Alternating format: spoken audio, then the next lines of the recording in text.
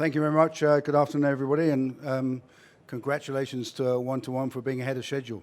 It's always good to see. Well, our project's slightly different to perhaps many that you're going to be hearing about. We're not going to talk much about geology.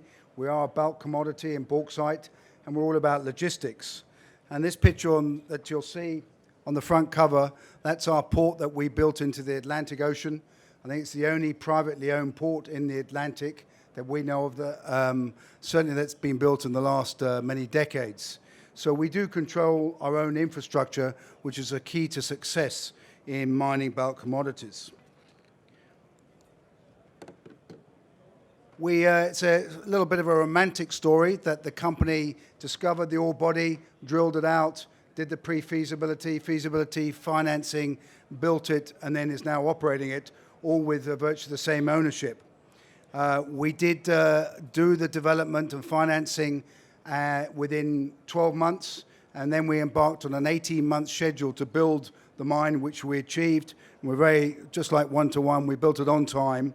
Even more pleasing, we built it with 7% under budget, and most pleasing was that we built it without any LTIs.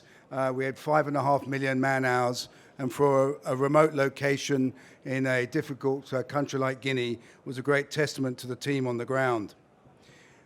This year, February, we just had our first annualized calendar production.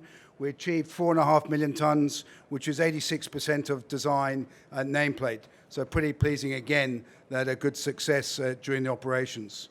We are targeting 6 million tons for this year, which at a price of $50 CIF is about a gross revenue of $300 million. So it gives you an idea of the size of the operation. And down the bottom there, for those not familiar with bauxite, obviously produces aluminium. There's a 5 ton to 2 tons to alumina to 1 ton of aluminium ratio. But in reverse, if you look at the price value add, a ton of aluminium is 360 times the price of a ton of bauxite. So the real value add in this chain is very important. Here you'll see the dream that we set out, and we dreamed of things that never were, and they're now a reality. Top left is exploration from 5 years ago, and top right is our first foray of building the port into the Atlantic Ocean. Bottom left is halfway through construction, and we then had 2 ships built. Well, we call them barges, but these ships are 137 meters long, so they're quite big. So you don't cruise around the Mediterranean in them, and they hold 10,000 tons of bauxite each. And we built 2 of these in Nanjing province in 9 months. More pictures, and most of my presentations and pictures, I think it tells 1,000 words. Top left, we are mining not open pits, but hills. Top of the hill, the ore body is 10 meters thick, and we take the slice off the top of the hill as we go, and then rehabilitate with indigenous plants behind us. You'll see the lines on the bottom left. We do it with surface miners, which the next slide will show you a picture of this. We don't crush. We don't do anything except literally dig and deliver. And what we produce with these surface miners, we put onto the ship.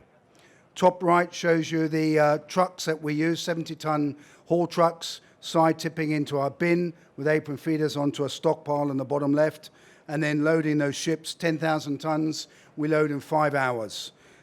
We are tidal constrained. We can't move these ships in low tide. We can only move them in high tide. So that is the ultimate constraint on throughput of our operation. This picture here shows you one of our 4 surface miners. Many of you may be aware of them.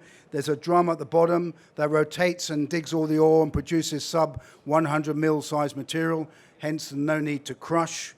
They are maintenance heavy. They are quite difficult to turn around. Their turning circle is about 30 meters. So it's a bit of a sort of 10-point turn when you do turn them around. But they do like long, straight runs for digging about 250 mil thick of the ore body. And they produce great grade control, which is absolutely fundamental business in bauxite mining. Because if you have a 5% dilution, that material almost becomes unsellable. It's not just you take a discount. We have 20 ADT trucks. We mine down from these 4 pits down to ROM stockpiles, and then it's 25 kilometers from the pits to the port. All very flat terrain, and we own the whole of the logistics chain in this. This is, to me, the most fun part of the whole project. This is our port that we built. It's 1.4 kilometers long. It took 1 million tons of rock, which we mined, obviously not very fast, in 6 months. But the port needs 3 different types of material. You have a core, small core, very densely compact. Then you have bigger rocks on the outside, and then you have much bigger rocks called riprap on the outside to break up the wave action. These are about 6 tons each. And just to give you the complexity, it's not just dumping rock in the ocean. Each one of those 6-ton rocks are GPS located. We know the weight of each one and the shape. So if any one of those falls into the sea, we can replace it with a similar type rock to go into that place. So it's a pretty technical piece of kit building this port. The depth of the port is only 4.5 meters chart datum, which means at the low tide. So you've got ships, 10,000-ton ships, which much lower draft than that. And we have 2 of these, and then 2 smaller ones we just brought into the country in the last month to be able to load and add to our tonnage at low tide. The Atlantic Ocean, I always thought, was pretty much the roaring 40s with mountainous seas and big winds. In fact, it's not. It's quite a benign ocean around here.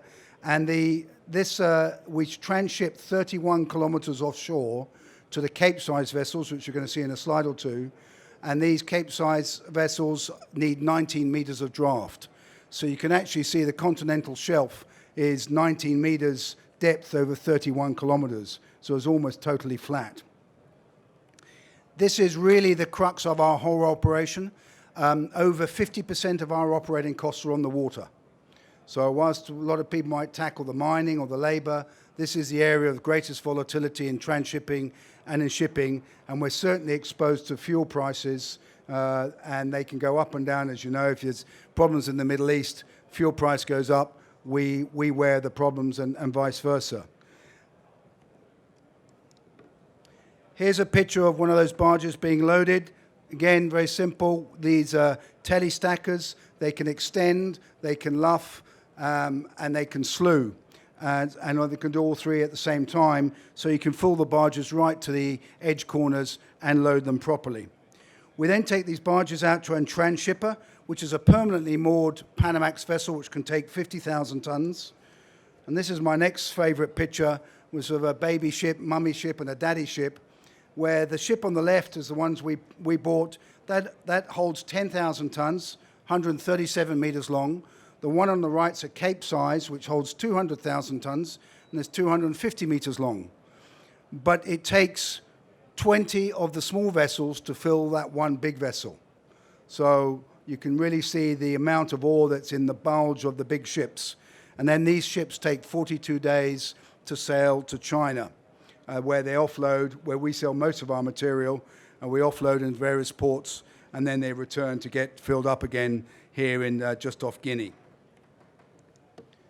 We've had a huge number of challenges, as you would expect with any construction, any operation. The project cost $205 million, which is $125 million worth of equity and 80 debt. And in a very remote location, in a poor country, you've got to be self-sufficient. We've got 1,600 staff. It's like living in a bubble. They live together and work together, and they need to get on well. It's a real effort to do all the right HR issues and make it a happy camp for people to operate. We've had our real challenges with environmental. Chimpanzees are quite a lot around the whole site.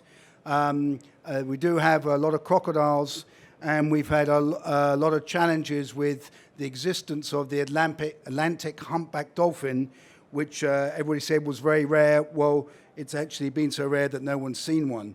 But nevertheless, we do the whole project to IFC standards, and we've been independently audited 4 times and have been 98% compliant, so doing some things right. The last couple of slides, and I realized I ran out of my 10 minutes. We spent $6 million on social programs during construction, absolutely key in this area. I have a saying that communities are permanent and politicians are temporary. And it's absolutely true. If we manage the communities, the politicians leave you alone. We have 25,000 people on our license area. That's a lot of interaction with communities, safety. They all have an expectation of being employed and employed for life, which doesn't occur. We've done extensive community programs and livelihood. My favorite is pineapples. We've just planted 12,000 pineapples, which the women of the villages manage and irrigate.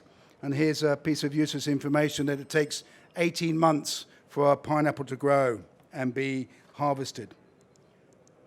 So what next for us on my last slide is we're very pleased with what we've done. We're now looking to grow our platform either in Guinea or elsewhere. We've got a good team. The project's profitable, and we're really very active and looking and seeing what we can do again. Thank you very much for your time and attention.